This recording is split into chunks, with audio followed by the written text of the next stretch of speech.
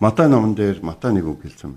Санамсаргүй хэлсэн үг бүрийнхаа төлөө бид шүүгдэх болно. Бурхан ямар сүртэй ингэж битгий хэлээрэй. Учир нь бурханд бидний сүртэй ингээд тоодгүй тэр жижигхэн тэр гим нүгэлтэн байдгүй түүнийг хийлэх сэдэлж гисэн байдгүй гэдгийг л бодож байна. Бурхан юм чинь биднийг ойлгох хэрэгтэй гэж. Тийм мэдээж ойлгож байгаа болохоор өөрийнхөө цорон ганц хайртай хөг биднийг авруулахаар илгээхэд тэр нь хуулийг биелүүл загалмаа дээр хадагдан алгадах хүртэл бид нар тийм хүнд ялтай байгаа байхгүй.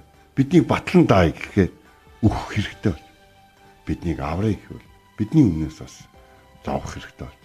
Бидний асуудлыг бүгдийг шийдэх гэх юм бол бидний зовлон, бидний өвчин, бидний шаналлыг өөртөө үүрэх хэрэгтэй болсон. Тэгвэл танд боломж байна. Та тайлангаа янзлах гэж зовж өдөрч явахын оронд тэр тайлангаас зарим ашиггүй зээлийг нэг ашиггүй зээлийг гацдаг шүү дээ. Ашиггүй зээлийг хоошо шаардлагагүй болсон зүйлийг тэр зүйлүүдийг хасаад тэр зүйлүүдийг одоо битүүмжлээд тэр зүйлүүдийг одоо шаардлагагүй гэж удаа жухлын дараалдаа гаргаад эзэн бурхны хэрхэн даган ерөөлтөөр амьдрах дараад нь талархалтайгаар энэ амьдралынхаа тайланг өгөх вэ гэдэг дээрээ анхаарлаа хандуулаарай.